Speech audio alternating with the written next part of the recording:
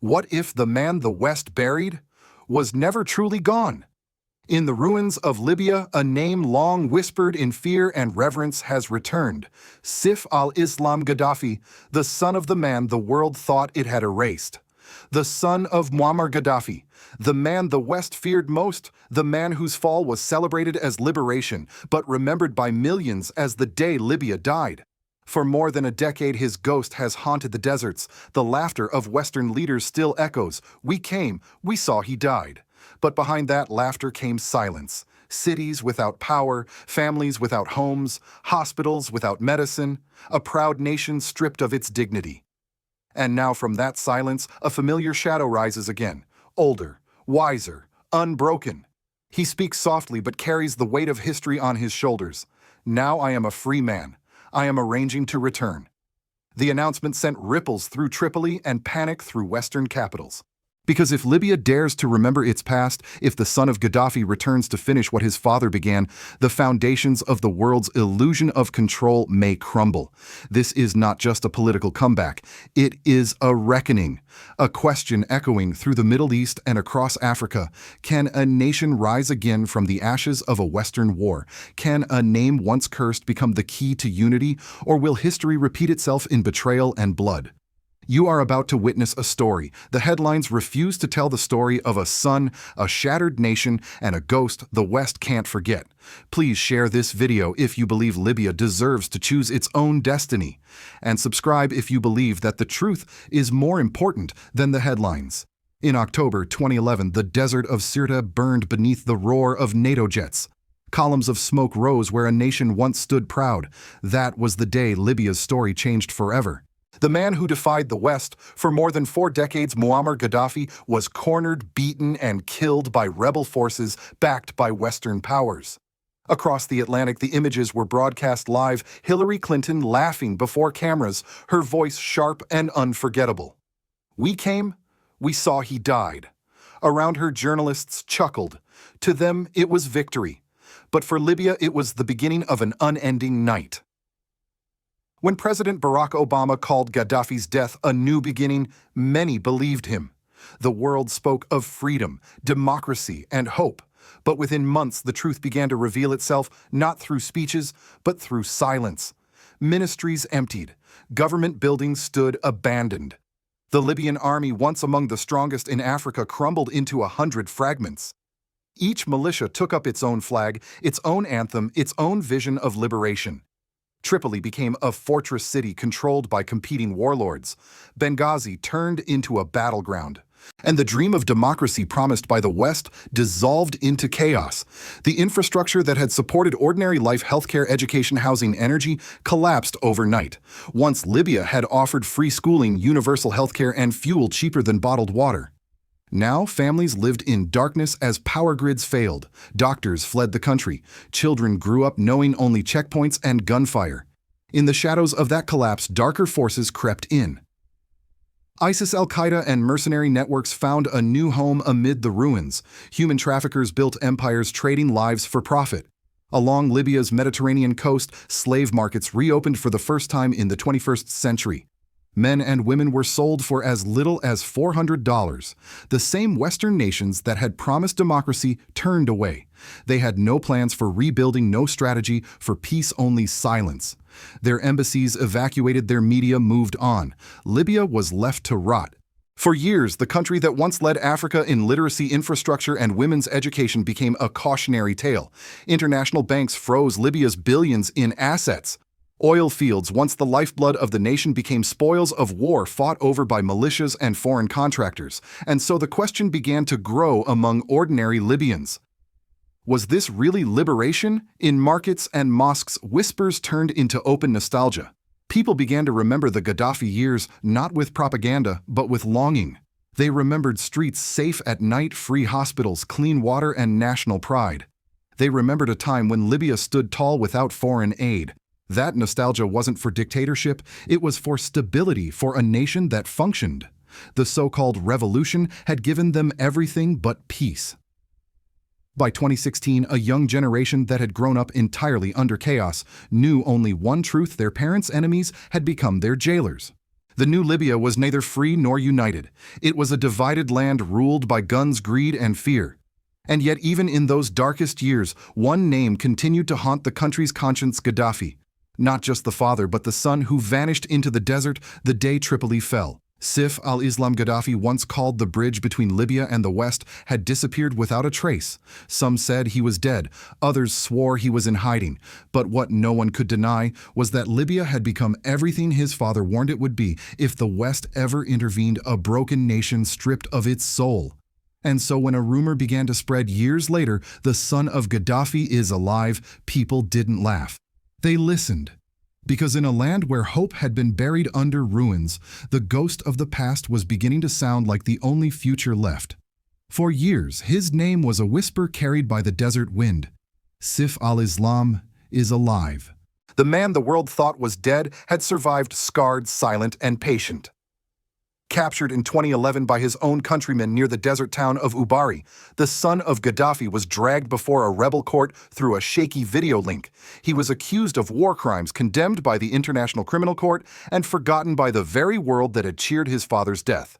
For 6 long years, no one saw his face. No photograph, no statement. Only rumors that he was being held by the Zintan militia, that he had lost fingers in the war, that he prayed in solitude and waited for the day Libya would need him again. Then in 2017, something unexpected happened. The eastern faction of Libya quietly pardoned him, and as suddenly as he had been captured, he vanished once more.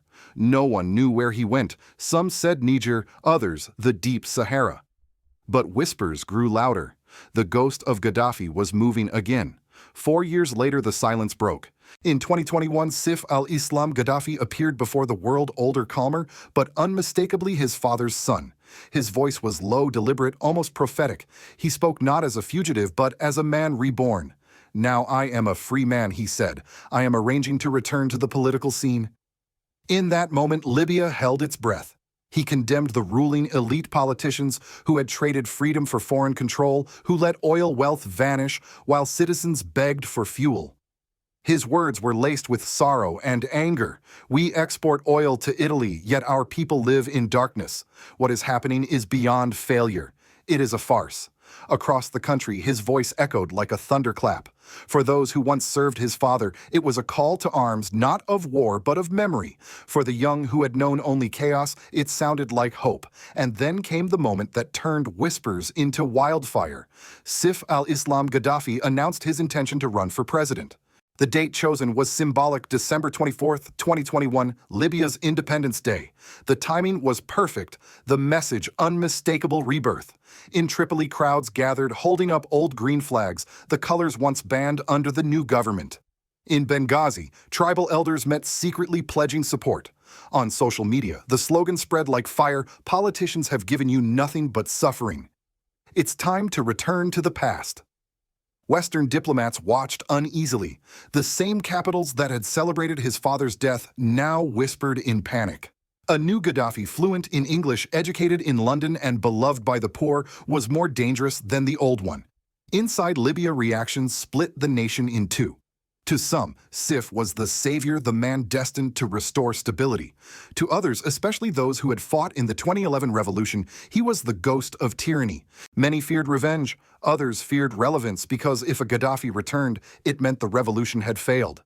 Still, the momentum grew. From the southern tribes of Fezzan to the coastal cities of Misrata, people began to speak openly of his comeback. In cafes and market stalls, elders reminisced, "At least under his father we had order." Foreign correspondents called it the green nostalgia. But for Libyans, it was not nostalgia, it was survival. And in the heart of the storm stood one man, calm, unyielding, wearing a simple brown robe, surrounded by bodyguards who still called him Dr. Saif. When asked what his goal was, he answered without hesitation: to save Libya from itself. Those words sent a chill through every Western embassy in North Africa, because they understood the ghost had returned not for vengeance, but for power. And in a land where the past is never truly buried, power, even whispered in the name Gaddafi, is enough to make the world tremble again. Libya today is a map drawn in sand: 2 governments, 2 flags, and no compass to guide its people home. The grand promises of liberation have long faded into dust. What remains is exhaustion. In Tripoli, the western capital, sits the Government of National Unity, a fragile alliance backed by foreign interests, often more loyal to Brussels and Ankara than to Benghazi or Fezzan. In the east, in Tobruk, a rival government rules under the shadow of General Khalifa Haftar, a former Gaddafi ally turned warlord whose army controls oil fields and ports like a private kingdom. Between them lies the desert, a wasteland of shifting loyalties, smugglers, and militia checkpoints. For the average Libyan democracy has become an empty word. There have been no elections for 8 years. Laws are drafted in foreign embassies. Ministers change hands like poker cards, and in the chaos, a generation of children has grown up never seeing a functioning government. The streets tell the story better than any speech could. Blackouts stretch for days, hospitals run on fumes, food prices triple overnight. In the south, young men join militias not for ideology, but for bread. Teachers go unpaid for months. Engineers sell fuel on the roadside. The middle class, once proud and educated, has become a memory. When Saif al-Islam reappeared, he did not need to make grand promises. The contrast spoke for itself. Under his father, Libya was stable, secure, and sovereign. Today it is divided, occupied, and forgotten. His words, "They have raped and humiliated our country," hit harder than any campaign slogan. They echoed the pain of a people who had lost everything. But his return also exposed a deep political fracture that Libya had never healed. For every Libyan who welcomes the sun as a savior, there is another who remembers the prisons, the censorship, and the fear under Gaddafi's iron rule. For them, the idea of another Gaddafi is unbearable, a step backward into the shadows of the past. That tension now defines Libya's soul. Tribes in the west chant his name. Militias in the east plot against him. Foreign powers quietly choose sides. The United Nations calls for dialogue, yet the dialogue never comes. Every faction fears losing its seat at the table or its share of oil revenue. General Haftar, ever the pragmatist, mocks Saif publicly as naive. But behind closed doors, his generals worry. They know that nostalgia can be a stronger weapon than bullets. If Saif can unite the Greenbelt, the powerful tribes of Tripoli, Saba, and the desert south, he could outnumber any army. International analysts warn that Libya is approaching a crossroads. Either it finds a single leader capable of restoring unity, or it collapses permanently into regional fiefdoms. For now, that unity remains a dream, fragile, flickering like the last streetlights in Tripoli. And yet amid all the despair, there is something strange in the air, not just fear but anticipation. Markets buzz with rumor, old soldiers polish their medals, tribal elders whisper of forgiveness. Even those who once fought against Gaddafi quietly admit, "We hated the man." But at least we had a country. The consequences of Saif's return are not just political, they are deeply personal.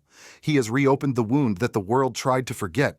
He has forced Libya to confront its own reflection, a nation unsure whether to fear its past or to reclaim it. Because if Saif al-Islam ever steps into power, Libya will not simply have a new president. It will have to decide what kind of country it wants to be, one that remembers or one that keeps pretending to forget. In Washington, his name is almost never spoken aloud. In think tanks and war colleges, it appears only in classified memos. Saif al-Islam Gaddafi, potential destabilizing factor. Because for the West, his return is not just about Libya. It's about memory and guilt. Back in 2011, when NATO's bombs fell over Sirte, the mission was sold as moral duty. America and Europe would save Libya from a dictator, they said. But as years passed and Libya sank deeper into chaos, a quiet discomfort began to grow among policymakers. They could not celebrate what came next: slavery markets, jihadist strongholds, and the longest blackout in North Africa's modern history. So when the son of Gaddafi appeared again, calm, articulate, and unbroken, it terrified them, because he is living proof that the narrative failed. He is the reminder that Western intervention wrapped in the language of democracy created not freedom, but ashes. Across Europe, foreign ministers debated in whispers, if he wins, what happens to our oil contracts? If Libya stabilizes without us, what does that say about us? No one wanted to ask the larger question, what if the Gaddafis were right? In Paris, the anxiety is even sharper. France's role in Gaddafi's death remains one of the worst-kept secrets of the 21st century. Former President Nicolas Sarkozy, once Gaddafi's guest of honor, became his executioner.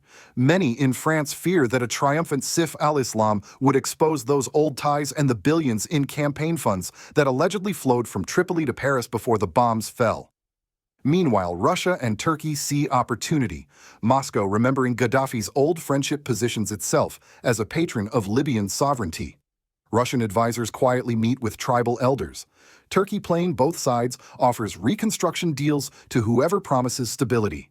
In Africa, the reaction is more emotional. Many leaders still see Gaddafi as the father of African independence, the man who dreamed of the United States of Africa and built the African Union's foundation with Libyan oil money.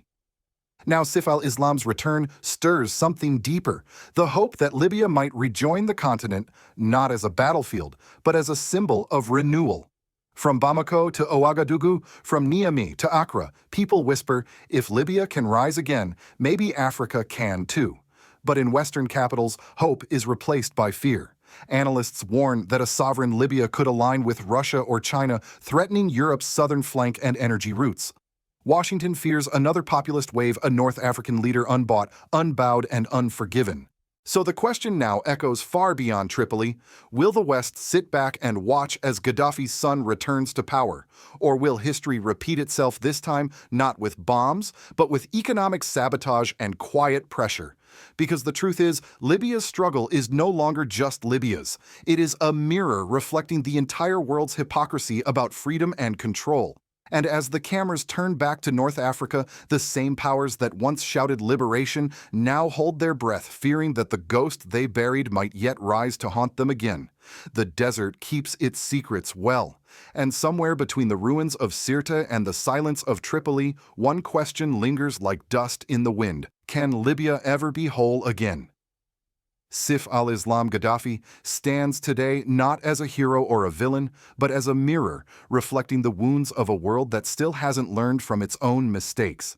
His very existence reminds the West that wars fought in the name of freedom often leave nations without it. His reappearance forces us to confront what history prefers to forget, that every intervention comes with a ghost. Libya's story is no longer about one man. It is about a generation born under rubble, raised among militias, and now searching for something that feels like dignity. For them, the green flag isn't a symbol of dictatorship, it's a memory of order, identity, and belonging. But memory can be dangerous, because if Saif rises, he will inherit not only a broken nation, but also the expectations of millions who want redemption and revenge. And that's where the danger lies. If he fails, Libya could collapse once more into chaos. If he succeeds, he could change the balance of power across North Africa, challenging every narrative the West has ever written about democracy in the Arab world. Either way, the world will be forced to face a truth it has long denied. You cannot bomb a nation into freedom. The return of Gaddafi's son is not a story of resurrection. It's a warning, a whisper from the desert telling us that history does not forgive arrogance. That when a people are stripped of sovereignty, they will one day fight to reclaim it, even if it means calling upon the ghosts of their past. Soft music fades in sound of desert wind. So tonight, as you hear this story, ask yourself, was Libya truly liberated or simply looted? And if a man the world tried to erase can rise again, what else might be returning from the shadows of history? Because the desert remembers, and sometimes, so should we. Please share this video if you believe Libya deserves to write its own story, not one written in Western headlines. And subscribe if you believe that the truth, no matter how buried, must always find its way back to the light.